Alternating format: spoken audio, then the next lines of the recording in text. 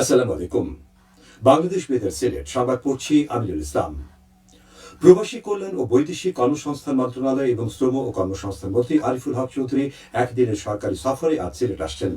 সফরকালে মন্ত্রী Beanibazar cancer and general হাসপাতাল ফাউন্ডেশনের নতুন সংযোজন বিশ্বমানের ফিজিওথেরাপি ও রিহ্যাবিলিটেশন সেন্টারের উদ্বোধন অনুষ্ঠানে প্রধান অতিথি হিসেবে উপস্থিত থাকবেন।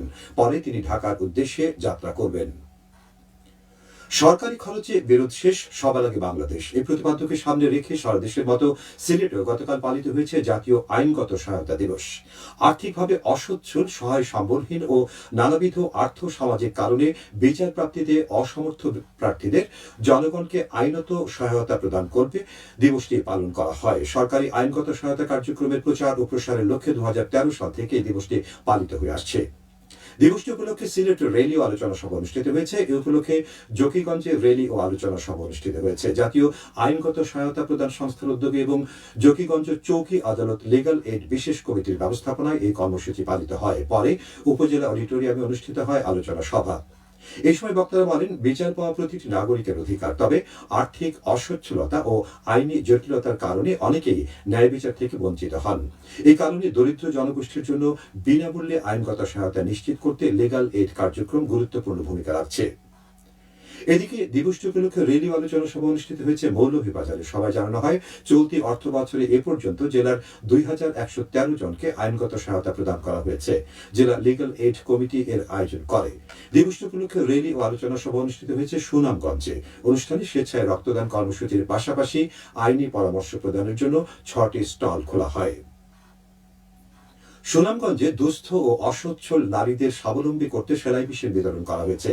যুক্তরাষ্ট্র ও যুক্তরাজ্য প্রবাসীদের উদ্যোগে এই কর্মসূচি বাস্তবায়ন করা হয়। গতকাল সুনামগঞ্জ সমবায় কার্যালয়ে আয়োজিত অনুষ্ঠানে দরিদ্র নারীদের মাঝে সেলাই মেশিন হস্তান্তর করা হয়। এছাড়া নারীদের প্রশিক্ষণের সুবিধার্থে 2টি সেলাই মেশিন প্রদান করা হয়। অনুষ্ঠানে ট্রাস্ট ব্যাংক সুনামগঞ্জ শাখার ম্যানেজার ও স্থানীয় গণ্যমান্য ব্যক্তিবর্গ উপস্থিত ছিলেন। সুনামগঞ্জে বিএসটিআই এর অনুমোদন ছাড়া পণ্য বিক্রির দায়ে 2 প্রতিষ্ঠানকে 60,000 টাকা জরিমানা করা হয়েছে। গতকাল জাতীয় ভোক্তা অধিকার সংরক্ষণ অধিদপ্তর সুনামগঞ্জের যৌথ অভিযানে এই জরিমানা করা হয়। জাতীয় ভোক্তা অধিকার সংরক্ষণ আইন 2009 এর 37 ও 45 ধারায় এই দণ্ড দেওয়া হয়।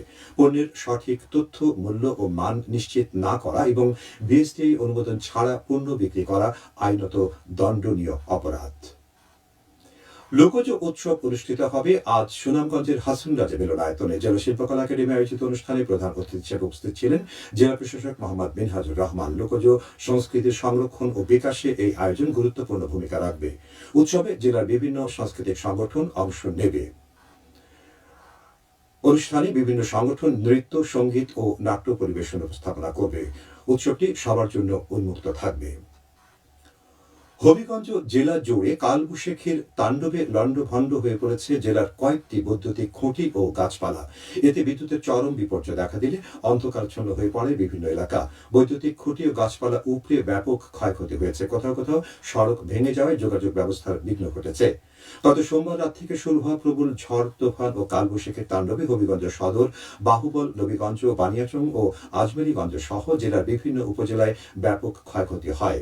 মঙ্গলবার দিনভর চেষ্টার পর সন্ধ্যা 7টার দিকে হবিগঞ্জ শহরে বিদ্যুৎ সরবরাহ চালু হয়েছে। এবারে শুনুন কৃষি সংবাদ। সুনামগঞ্জের মধ্যনগর উপজেলায় পাহাড়ি ঢলের পানির চাপে একটি খালের বাঁধ ভেঙে একরছড়ি এর ডলবিল হাওরের ফুসলি জমি প্লাবিত হয়েছে। গতকাল উপজেলার হামিদপুরে মনাই নদীর পানির চাপ ভেঙে জামখলা খালের মাটির বাঁধটি ভেঙে যায়। এতে হাওরের পানি ঢুকে পড়েছে। হাওরে এবার প্রায় 200 একর জমিতে বোরো ধান আবাদ করা হয়। এর মধ্যে অর্ধেক জমির ধান কাটা হলে অবশিষ্ট ফসল ঝুঁকির মধ্যে রয়েছে। এদিকে সিলেটের গোয়াইনঘাট উপজেলায় টানা বৃষ্টি ও বৈরী আবহাওয়ার কারণে বোরো ধান কাটা ও মাড়াই কাজ ব্যাহত হচ্ছে। উজানি, মেঘালয় ও চেরাপুঞ্জিতে ভারী বৃষ্টিপাতের ফলে পাহাড়ি ঢলে নদ নদীর পানি বাড়ছে।